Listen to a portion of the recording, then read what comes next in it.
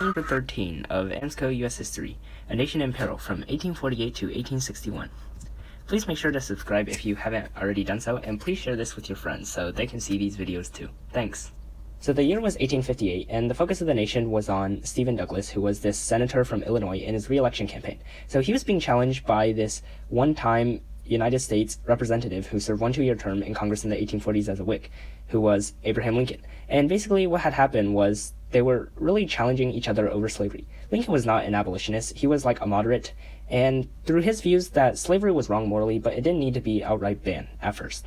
So he accepted the Illinois Republicans' nomination. The Republicans were a growing party at the time, and that's also where he gave his celebrated House Divided speech, in where the famous quote comes from, "A house divided cannot stand." So it basically said it wanted to reconcile the United States. However, on the other hand, the Douglas group really was sort of stuck in a hole. What happened was that there had just recently been a Dred Scott decision, which we'll talk about later, and basically Douglas responded that slavery could not exist in a community if the local citizens did not pass laws, or slave codes maintaining it, so popular sovereignty. But the Southern Democrats didn't like this. They used to support Douglas, but now they felt that what Douglas was doing was not for their view. So as a result, even though he won his campaign for re-election in the U.S. Senate, the Southern Democrats really didn't like him, and it didn't turn out too well for him. Lincoln, on the other hand, emerged from the debates as a national figure, especially for the Republican Party, and eventually would run for president in 1860. So at this time, slavery was a big issue, and there were many popular books. Among them was Uncle Tom's Cabin. So Uncle Tom's Cabin was written in 1852 by the Northern writer Harriet Beecher Stowe, and it was the most influential book of the day. It basically talked about an enslaved man named Tom and his brutal white slave owner, Simon. So basically what happened was it moved a generation of Northerners and many Europeans to regard all slave owners as cruel and inhumane, while the Southerners really didn't like it, and some even wanted to ban it. They didn't like it because they thought the North was being prejudiced against the South, as well as they thought it was sort of like attacking their way of life. So later, when President Lincoln met Stowe, he is reported to have said, "So you're the little woman who wrote the book that made this great war," obviously talking about the Civil War. So it was really a big deal. So just a few years before, you may remember that California had this big gold rush of 1849, and so many settlers had gone into California that California could now apply for statehood. So California drafted a constitution for their new state, and this constitution just so happened to ban slavery. So even though President Zachary Taylor from the Mexican-American War was a southern slaveholder himself, he supported the immediate admission of California as a free state. So this really angered the Southerners. Well then, Henry Clay from Kentucky, as we talked about a lot also, he proposed yet another compromise. And this basically said that California would be admitted to the Union as a free state, and also the Mexican cession would be divided into new territories, Utah, New Mexico, and the people there could vote on slavery by majority vote, or popular sovereignty. And also they would solve this land dispute between Texas and New Mexico by giving the new lands to these new territories and also absolving Texas's public debt of $10 million. Also, there was the ban of the slave trade in Washington, D.C., but whites could still hold slaves, and the adoption of a new fugitive slave law. And unlike previous slave laws, they would actually enforce it this time around. Well, this was sort of popular, but it was also not popular. Some Southerners liked it, and some Northerners liked it. So eventually what happened was President Taylor did not really like this plan, but he soon died, of course, and his vice president, Millard Fillmore, came into office. So Stephen Douglas, of course, as we talked about earlier, he basically decided to cut up this plan and pass each part bill by bill. Eventually, effectively, it became the Compromise of 1850. Eventually, this tipped the scales of the delicate free slave state balance toward the free states, with California joining the free states. And it also created some controversy, especially with the fugitive slave laws in the North and popular sovereignty, as we'll see later. Also at this time was the birth of the Republican Party. So basically, the Whigs were dying out because they had too many conflicting views. And so there was this new party named the Republican Party that really was founded on these opposing the spread of slavery in the new territories ideals. So it was basically a reaction to the Kansas-Nebraska Act, which we'll talk about later. And it was basically a coalition of free soilers and anti-slavery Whigs and Democrats. Basically, these different political parties really just united themselves on the topic of not ending slavery yet, but really opposing the spread of slavery at first. So they wanted to repeal both the Kansas-Nebraska Act and the Fugitive Slave Law from the Compromise of 1850, and this ultimately really gave rise to the party, and by the time of the Civil War, it had become one of the two main parties in the United States. But in the beginning, it was really just a northern or sectional party, and the South really did not like it. There was also the Know Nothing Party, and this party was basically started in the mid-1850s with the growing ethnic tensions in the United States. So there were tensions between these European Americans, basically the native-born Protestant Americans from like the colonies. There were also the immigrant Germans and the Irish Catholics. And these people really didn't like these new immigrants, so they formed the Know Nothing Party. It was basically that they just drew support from the Whigs at a time when they really needed it. And one core issue for them was opposition to Catholics and immigrants because they were occupying northern cities in larger numbers.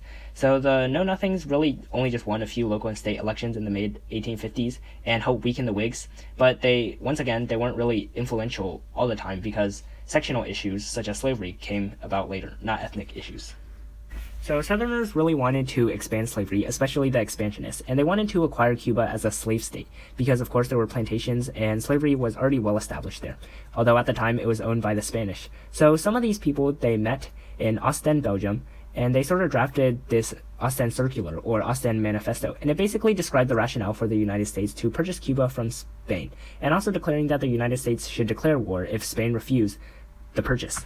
And this basically angered Northerners because they didn't want slavery to expand, and definitely didn't want to expand in new territory if they got Cuba. Well, as a result, there were filibusters. Some people, such as John L. Sullivan, as the author of Manifest Destiny, really backed these filibusters to try to illegally have war against Spain in order to gain Cuba. Well, this ultimately fell apart, and Cuba received its own independence movement from Spain, and eventually did not get purchased. So, Manifest Destiny didn't only pertain to the western United States. Commodore Matthew Perry of the United States Navy himself commanded a ship over to Japan, where they opened a port and established trading relations with Japan and the rest of East Asia. So, it was really obvious that Manifest Destiny was going to expand, even if it would cross oceans as well. Kansas-Nebraska Act. So, only 40 years after the Compromise of 1850, there were people that were warring in Kansas and Nebraska. So the Democrats firmly controlled the national policy in the White House and Congress at the time. So, of course, they were more leaning towards slavery. And what happened was Senator Stephen Douglas of Illinois devised a plan for building a railroad to the west, while at the same time, of course, increasing the value of his real estate holdings in Chicago, where he was from. So, of course, some conflicting interests here. And basically, Douglas needed to win Southern approval for the plan to build a transcontinental railroad with the terminus at Chicago, but the Southern Democrats really wanted a more southerly route because it was kind of at the north at the time. So to get this done, he introduced a bill to divide Nebraska into two parts, Kansas and Nebraska. And basically it allowed the settlers in each territory to decide whether to allow slavery or not, so popular sovereignty. And since these territories were located north of the 3630 line from the earlier compromise, as we saw, of 1820, Douglas's bill basically gave Southern slave owners an opportunity to expand slavery. So yay for Southerners, right? Well, the Northern Democrats really didn't like this, and even though it was passed by President Pierce, there were many issues that would still follow later.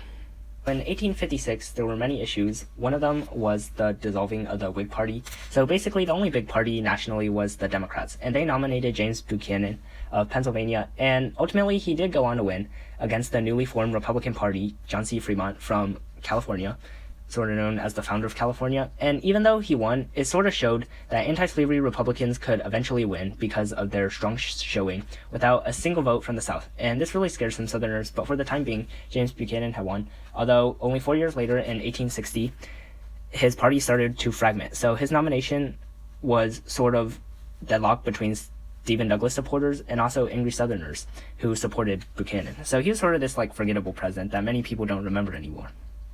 So, Dred Scott case. This was basically a landmark Supreme Court case. Basically, in the 1850s, Northerners were debating with Southerners over the decision of a slave named Dred Scott. So, Dred Scott had been a slave in Missouri, but then he was taken to the Free Territory of Wisconsin up north, where he lived for 2 years before returning back to Missouri. So, he was arguing that his residence on free soil made him a free citizen in Missouri in 1846, but the Southern landowners in Missouri really didn't like this. So ultimately, it went up the court system all the way to the Supreme Court. And the Chief Justice, which was a Southern Democrat at the time, decided against Scott. And it gave reasons such as saying Dred Scott had no right to sue in federal court because African Americans were not U.S. citizens, according to the framers of the Constitution. That was his interpretation. Also, Congress didn't have the power to deprive property, and slaves were property at the time.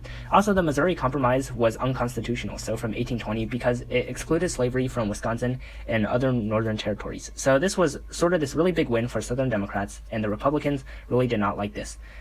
This further increased sectionalism in the country. Also, there was Bleeding Kansas. So from the Kansas-Nebraska Act, there were many people who were discontent. And basically what happened was Stephen Douglas of the Kansas-Nebraska Act, remember he sponsored it, he tried to basically think that anti-slavery farmers from the Midwest would settle peacefully and decide for themselves. Well, this wasn't the case. So neighboring Missouri, which of course was a slave state, they wanted to set up homesteads, basically homes, in Kansas to basically win the state for the South. Because although it was north of 3630, the people now could choose to allow slavery or not.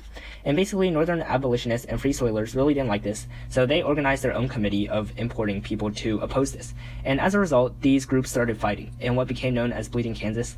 So many people died because there were lots of destruction of homes and businesses going on. One of them was from John Brown, a stern abolitionist who we'll also see later. He was born in Connecticut, and basically he attacked a pro-slavery farm after pro-slavery people killed 2 people of anti-slavery people. And basically what happened was he and his sons killed 5 settlers. So this was really the beginning of a brutal war. And the Pierce administration at the time sort of turned a blind eye. They sort of pretended like nothing happened, and it did nothing to keep order in the territory and support honest elections there. So Kansas was really a big problem there, and the Democratic Party was becoming more fractured between the northern and southern factions. Finally, we go to John Brown. So as we saw earlier, he participated in Bleeding Kansas and murdered 5 people. Well, also what had happened was another year, he decided to raid the federal arsenal at Harper's Ferry, Virginia. And he basically, in October of 1859, decided to raid this arsenal and initiate a slave uprising in Virginia. And with his sons, they basically tried to take over the arsenal and give all the arms to slaves so they could revolt against the southern plantation owners. But federal troops under Robert E. Lee, which we'll see later, captured Brown and his band after a 2-day siege, and they were all tried, convicted, and hanged by the state of Virginia. So this was really sort of like a controversial issue because the northern leaders really, this kind of looked bad on them because it sort of showed that they were violent against slavery, even though slavery was violent itself. But also the southerners sort of saw this as the northerners refusing to acknowledge their way of life and sort of showing like this was the final straw. Northerners were going to completely eradicate slavery. And northern people really just started to become more debated with these southern people, and eventually this would lead to the election of 1860, the election of Lincoln, and finally to the Civil War, which we'll talk about later. So this has been Chapter 13 of AMSCO U.S. History, The Union in Peril from 1848 to 1861. Thanks so much for watching, and hope to see you in the next one when we continue the story of America.